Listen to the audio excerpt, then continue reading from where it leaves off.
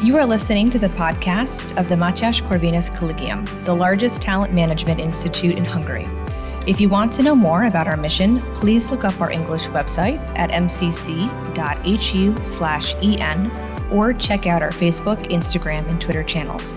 For interesting articles and analysis of our professors, external contributors, and students, look up our knowledge base at corvinus.hu/en. Hello and welcome everyone. My name is Krisztián Kerényi from the Leadership Academy from MCC, and I have the honor to have with me here Dr. Mark Khater, director of the YNOT Istitute at Cambridge University. He's here now teaching us about strategy, strategic planning, and really all sorts of things this week. Hi, Mark. Hey, Chris. How you doing? Hi. So it says in your MCC profile that you have been working for over 20 years in the fields of alternative finance, investment, innovation. Like, what does this mean? What are you working on besides now your work in Cambridge? And what are you doing in Cambridge? I think it means I'm an incredibly unfocused person initially. That's what it means, but or someone with a lot of interests. It really, this all extends from my major interest, which is to focus on human thinking and intelligence and how that relates to artificial intelligence. And strategy is a thinking mode for humans. And so a lot of what I work on is understanding how humans think and strategically approach complex problems, and then how I can use computing to simulate that thinking mechanism and help solve these problems in a more effective manner. And initially, that's a lot of what I do in Cambridge and the essence of most of the research that I try to approach. So, thank you. And you are here now at MCC. How did MCC come into your view? Why did you choose to come here to teach us and to participate in the MCC? And how come Hungary came into your view? So MCC reached out to me initially when they were putting the leadership course together. And we had a great time initially imagining what this course would look like. And they were incredibly kind to invite me over to take part in teaching the course. I think the leadership at MCC understands how much I enjoy teaching people to think and to strategize, and they like to keep me occupied, and so that's out of their kindness of their heart that they invite me over, and I always come happily to be here. I like being here. I like MCC. I like their approach to leadership because I think they do two things. First of all, they inspire young people to be leaders, which is a very difficult job, and then they equip them with the tools that enable them to be leaders. And then they set them out to the world, hoping that they're going to make the best use of that inspiration and those tools to become leaders. And what's not to like about that? So if you get the opportunity to engage with that, that's an incredible honor to interact with the leaders of the future. I like Hungary. I like Hungarian people. I think they are incredibly hardworking. They are so motivated. They love education. And they're just generally such a pleasure to be around and work with, and so I love coming back here and working with young Hungarians. It's very inspirational. Have you seen any other leadership programs, and how is it different? How is this one different from them, as far as you can see? I work with other universities and other entities in teaching leadership, but usually it's just a module and not a full program. And I think, within my awareness, that MCC is one of the very few institutions that actually have a program for leadership, and I think leadership is worth dedicating a program to. But many universities, many institutions shy away from teaching leadership because it's such a difficult thing to teach. And I commend MCC on the fact that they realize it's difficult, but at least they take a shot in teaching it. And I think that's what makes it really different from other programs or modules around the world. What do you think is the future? What could be the future of this kind of program? Will you come back next year? What are your what do you see will happen to this program, and how you will see the future as yourself and the future of the program? I think I can see the program develops year on year. So every year, there's a better approach to doing it, and that's really exciting. So hopefully, if I am invited to come back next year, I'd love to come back next year. And I think what we're learning, so this year I think we've added that element of artificial intelligence and how it affects decision making and what leadership means in terms of AI and how leaders need to be more aware of the impact of AI. So I actually do think that as we move forward, next year a more relevant topic will come in, and we will continue to figure out what is the most, pressing issue at the moment in our world and how we can equip the leaders to be better here at MCC and in other places as well. Yes, connecting to this, when you came here, before you came here, we kind of looked into you a little bit, and you said in an interview back last year that Hungarian students can easily be compared to Western students. Do you still stand by this point? I absolutely stand by this point. And I've had the opportunity of seeing the MCC students here in Budapest and also in Transylvania. And I think both calibers here and in Transylvania are just incredible calibers. And again, I really struggle to see any difference in capability or hunger to learn between the Western students and students here in Hungary, especially at the MCC. So I stand by my point, in fact, that I double down on it. Thank you. In your opinion, what is the most important thing that the leaders of tomorrow, the most important trait they should have if they want to be leaders? I think I can sort of point out three things that are incredibly important for the leaders of tomorrow. The first one is realizing that the nature of intelligence and thinking is going to change immensely as we move forward. What we regarded as intelligent before will be a little different now. The way we approach thinking is going to change, and the way we approach education around that is going to change. So leaders have to be incredibly aware that this is going to change. Secondly, I think leaders need to be incredibly aware of the nature of resilience, and they need to learn how to sort of build fast, fail fast, learn fast, and repeat it all over without getting, mentally distracted or mentally hurt in the process of doing so. So resilience is going to be incredibly important for future leaders. And last and in no way least, leaders have got to be constantly aware that their biggest enemy is their own egos, and learning to be completely aware of their actions and honing in, controlling that ego so that they can continue delivering on what is good for others and themselves without getting distracted with the unnecessary. You said intelligence is changing, and you are working closely with AI, artificial intelligence. Could you please elaborate more on that a little bit? Like, how does AI changing our lives? What do you see as an insider? I've been working with AI since 97, maybe even a little earlier than that, so it's quite a long time now. I think artificial intelligence is becoming an incredibly effective tool that is really going to impact our lives in many positive ways, maybe also a few negative ways. But at the moment, it's something that most people sort of are interested in, fear a little bit, but not fully understand. As we move forward, I think in order to be able to make the best use of this tool and make sure that its impact on us is positive, a lot of us will have to learn what it actually means. A lot of us will become more and more understanding of how it can impact our lives in a good way and in a bad way. And for us to make the best use of that technology, I think a lot of us have to engage with it early on. We have to create the use cases. We have to create the sort of areas of interest where AI can come in and help us. And we have to also indicate the areas where artificial intelligence should not be applied because it's not good for us and it could be harmful to us.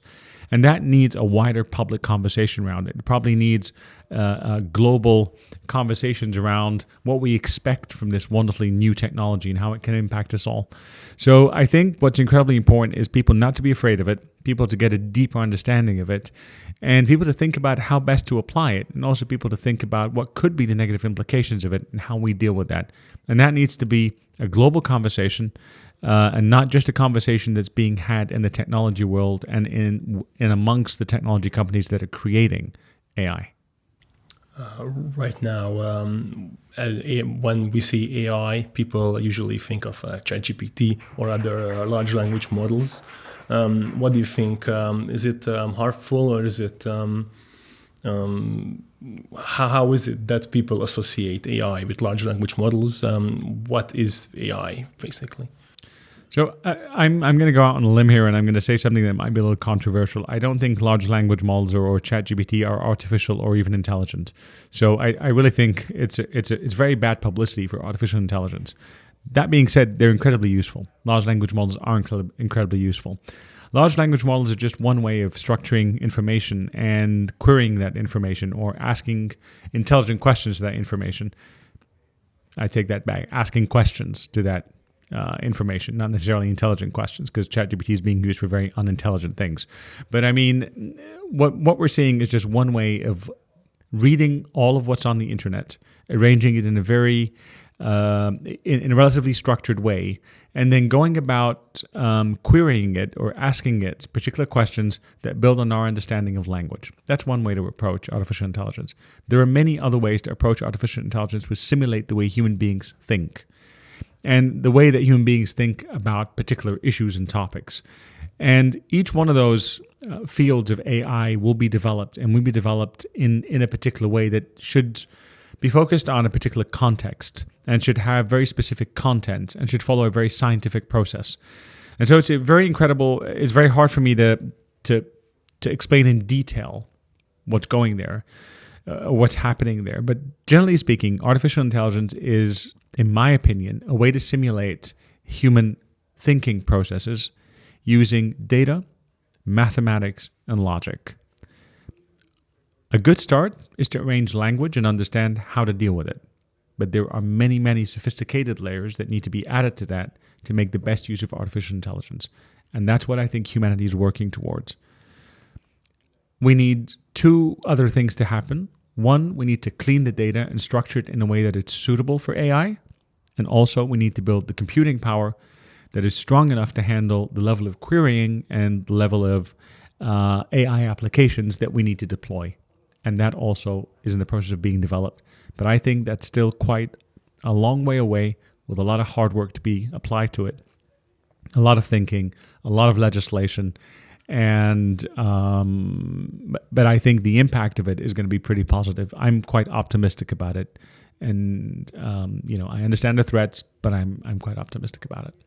What are the countries that are the main pushers, the main innovators in this regard?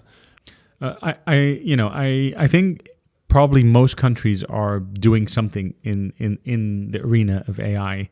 I think by the nature of a lot of tech companies being based in Western Europe and the United States and Western Europe lead on this at the moment.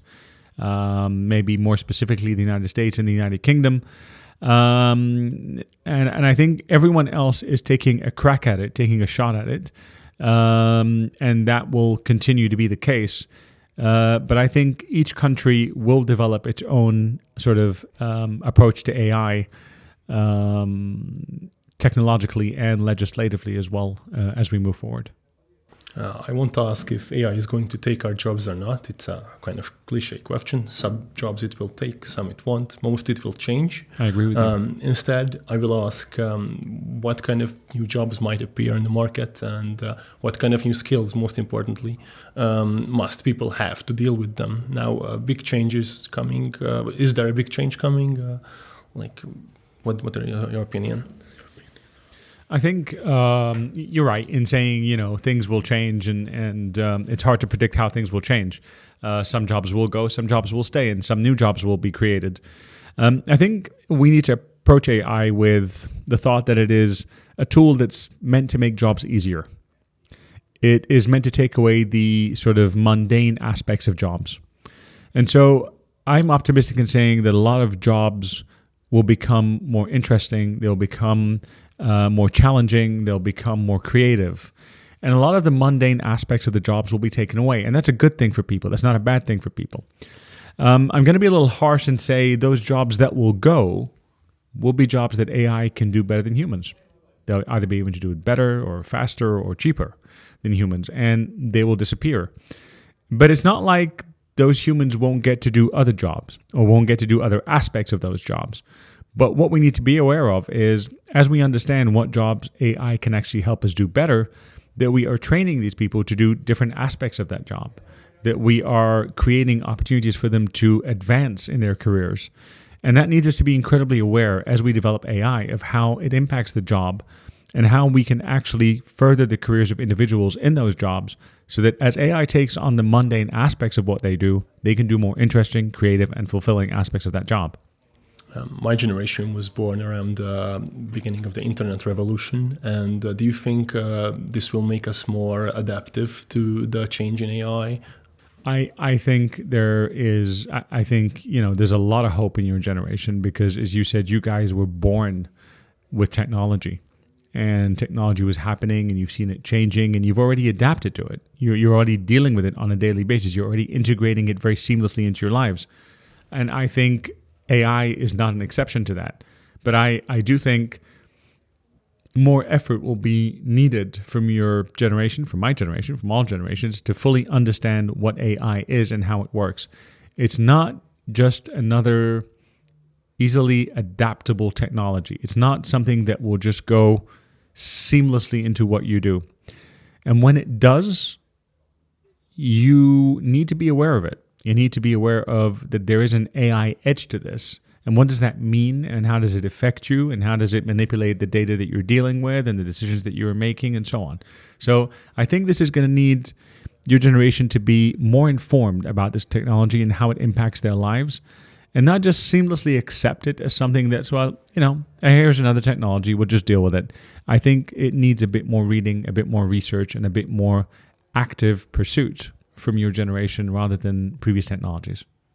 Every big change brings a little bit of danger with it. What do you think about what are the most immediate dangers we have to kind of see and prepare for in our lives, in our everyday lives?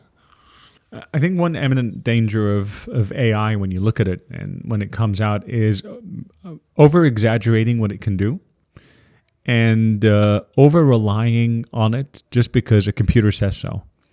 We've sort of built this view that anything that we Google, with absolutely no, I'm not criticizing Google or Googling in any way, but everything that we Google is true.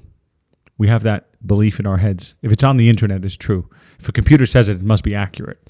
And I think one of the issues here is that artificial intelligence, which is now accessible to a lot of people through applications like ChatGPT, is answering questions. And a lot of the time, he's getting those questions right. But there's also quite a bit of time where he's getting those questions wrong. So over-exaggerating the accuracy of what comes out of this is slightly dangerous. Over-relying on it early on when it hasn't been fully developed is also dangerous. So I think the biggest issue is to think that this technology is ready and that this technology is 100% accurate and that it knows better than we do, and starting to over-rely on it early on before it's actually a bit more advanced. So you mentioned Google, and there are a lot of companies like Microsoft and Apple, and they are growing, and they are getting more and more market share. What do you think about the young guys, the new innovators who are starting up businesses, having these new ideas? Do you think they have a chance in this market to build new companies and maybe compete in this market when they just get bought out by these big, huge, giant corporations? Before Google and Apple and whatever it is that was there were other bigger technology companies, and these little companies started startups by young entrepreneurs. And I'm pretty sure all of them had the opportunity to sell out to the bigger companies at one point, but their leaders, their entrepreneurs, decided not to. And I think that cycle is going to continue. You pointed out, you used the word your generation, and your generation is the one that is most aware of its problems. And therefore, your entrepreneurs are the ones that are going to be creating the technology solutions that are most suitable for your problems. And it's likely that those technology solutions are going to be great, just like Google was great or is great at one point. And it will be up to you guys how you want to move that technology. Do you want to integrate that technology into a bigger company? Do you want to grow your own company? That's a decision that will go back to how your generation perceives employment and work and career growth. So I am not overly, I would hope initially that the large tech companies don't exercise any pressure in regulating this field too much, because by too much I don't mean not regulating it too much, but not having a too big a role in the regulation so that they create barriers of entry for younger companies. And that's something the regulators have to be really aware of. Big tech cannot be regulating AI, because automatically it's going to put entry barriers to young tech coming in and disrupting that environment. And so hopefully that's not going to happen. And the young entrepreneurs can create new technology that can then create bigger companies and greater companies than what we have today. So we have mentioned that there is difference between your generation and my generation. And what do you think is that the ability, what are the traits that we lost in starting a business, let's say? What are the things that we lost and need to look out for more that you had when you were our age? I think we didn't have so much of that information at our fingertips as you do today. And that meant we had to go out and try stuff. And, my previous boss once said this to me, a very wise man. He said, the world cannot be conquered from behind a desk. You have to go out and do stuff. I think sometimes there's this illusion that since you can get all the stuff sitting at your desk, you don't actually need to go out and do stuff. So I think that's incredibly important.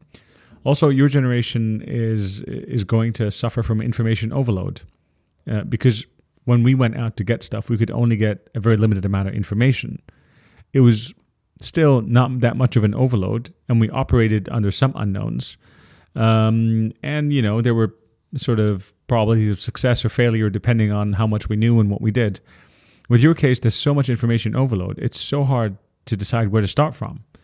And that in itself comes with its own risks and its own impact on success. So while we suffered from little information, you guys suffer from over-information.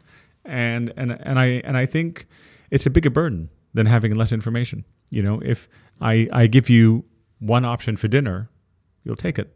You don't get confused, you don't get frustrated, it doesn't get overbearing or overwhelming. But I give you 20 options. It's like walking into a restaurant with those massive menus. You're kind of reading, oh, I like that, and I like that. Well, maybe I could do that. And that in itself is quite a heavy load to deal with. So I think that's probably a big issue there. Also, I noticed our attention span is just insanely small. So even listening to podcasts sometimes hard for us, and watching longer videos, and we want our information right now, quickly, so we can decide and move on. So yes. I agree with you. And I don't know if that's a result of too much information, so therefore you can only give it a small span of your attention, or whether it's such a short span of attention that in order to keep you interested, there has to be a lot of continuously changing information. I don't know how it works, but you're absolutely right there, yeah. So you are an amazingly knowledgeable person and have a really unique view on the world and on these kind of things. So I would like to really hear your opinion about the current state of the world, what's happening. We have now seen wars erupting in Ukraine, the Middle East. Tensions are constantly rising. Who knows what will happen next? What do you think is, where is the world going now? And is it getting more dangerous, or what do you see? That's a good question. I think the world's always had wars.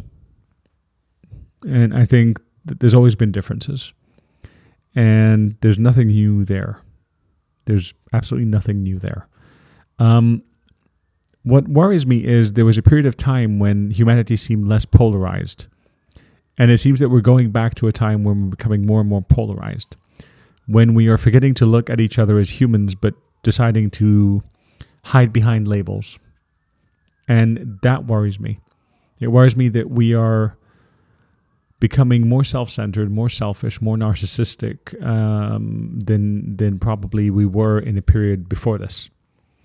And that's never a signal of anything good. It's a worrying signal. I sort of, add to that high tech, add to that new defense technology, add to that a recession, and things get even more dangerous.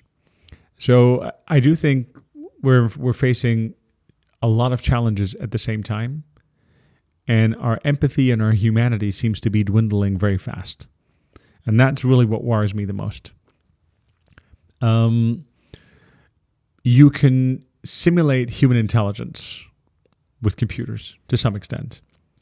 But I would be incredibly doubtful of our ability to simulate human emotions and empathy in any way. And I think that is something we need to work on. And maybe AI is a blessing because it's going to give us more time to think carefully about how we feel about things and how we react to those feelings and how we relate to other humans and aspects of our empathy, which are continuously lacking as we move forward. It seems that we are able to kill one another based on labels, nationalities, religions, color. And it's absolutely disturbing that in 2023, when the majority of us have been educated about these things, when the majority of us have been educated about the danger of racism and prejudice and inequality and unfairness, that we still see a group of us doing that under various labelings. That is the most worrying aspect. And I am really hopeful that your generation, who has seen a lot more of the world through the information that's coming to it from various sources, will be able to take a fairer stance on things, and they'll be able to handle issues with more level-headedness than generations before that. And then slowly bring down those walls of nationalism down and bring back a much fairer, more peaceful version of globalism that was there before all this very, very aggressive nationalism and patriotism started coming back again and making us all wonder about each other's humanity. Wow, thank you. What do you see? How does Hungary fit into that worldview? We are here in the middle of Europe, 10 million people, small country. We got Russia real close to us, but we have ties to the US. We are in the EU. How do you see Hungary doing in the next, let's say, 10 years, whatever? I think Hungary is a country with a steep history. It's got a very steep history. It's a country that's been a global player many, many times in history. And being small in terms of geography or the number of people doesn't necessarily mean that your impact is small.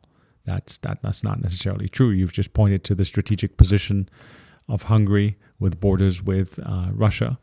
You've pointed to the strategic relationships with the United States and the European Union. And so that automatically says that it's a strategic player in the region. So its size in terms of geography or people is not really significant at all. Hungary is a country that has a lot of focus on education. From what I've seen before, it's one of the few countries, I don't know any other country that has a statue for the Minister of Education anywhere else. So this is a country that loves education. When I come here, I can sense and see that. And in my opinion, if you've seen sort of the times when Hungary's global presence grew, it was at the time when it sort of embraced education, when it embraced values, and when it embraced a sense of independence. That's when it was shining most throughout its history. And so if in the next 10 years, this is what this country is pursuing, education, healthcare, an independent view on the world, strong relationships with all its allies and its neighbors, and a fair approach to that, I can't see things going wrong. I can only see things getting better. So I think there is a bright future for Hungary in its youth. There's a bright future in Hungary in its focus on education. There's a bright future for Hungary in its focus on healthcare, economic development, economic independence, and a healthy relationship with its neighbors that puts Hungarian interests first. And if that is maintained over the next 10 years, I can see Hungary doing incredibly well. What do you see as the main strategic dangers to Hungary right now? I'm not an expert on Hungarian politics or economics or anything, and you're more aware of your country than I am. But I would generally think any country faces a set of dangers, really, and one major danger would be any form of polarization, whether it's internal polarization in politics, or whether it's actually leaning too much to one international side over the other. I think depending economically on other countries is never a smart move.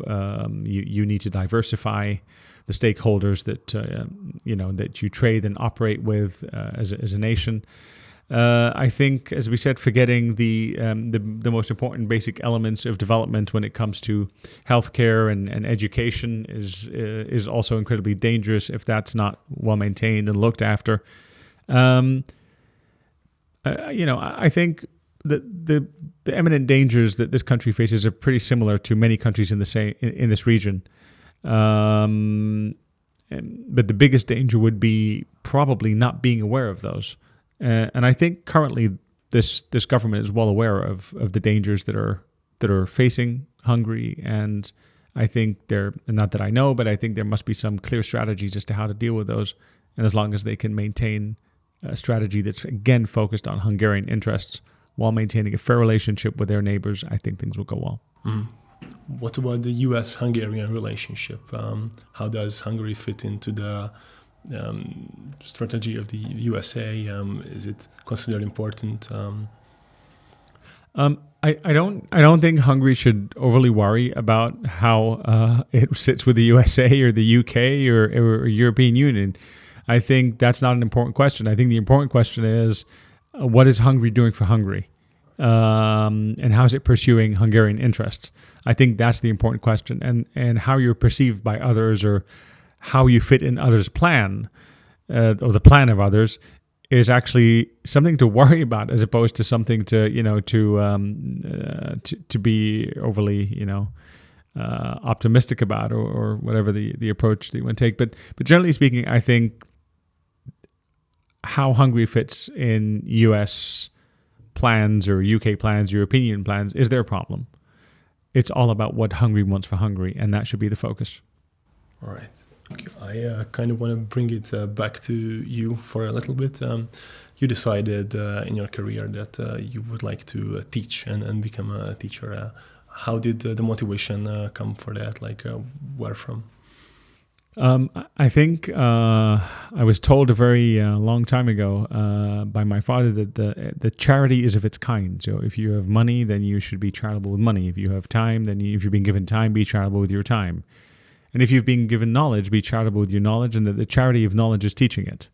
And I think that was perhaps the most important motivation there, that, if I have been fortunate enough to receive a lot of education and really good education, then the best thing I could do for myself and others was to teach that to other people.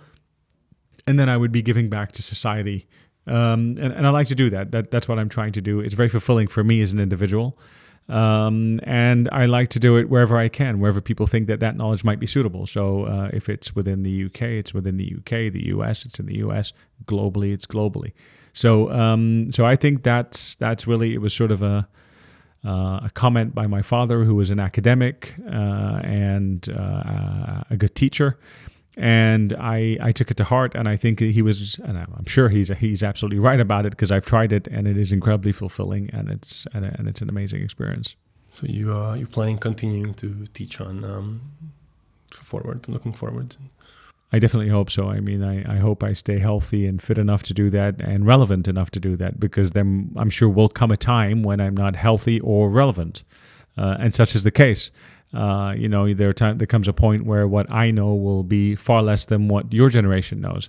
And then what I will have to teach will not be incredibly relevant at the time, and I will have to sit quietly and watch the world teach me my final few lessons. But as long as I'm healthy, capable, and relevant, I hope people will want to listen to me and learn from me. Well, I really hope so too, and I also hope that you will come next year and teach the next class coming after us. Thank you. I really look forward to that. Thank you for coming here. Thank you so much for your time, and thanks for having me. Thank you for listening to this MCC podcast episode. For further media content, please look up our English website at mcc.hu/en or look for us on Facebook, Instagram, and Twitter. If you want to read more by our professors, external contributors, and students, check out our knowledge base at corvinus.hu/en.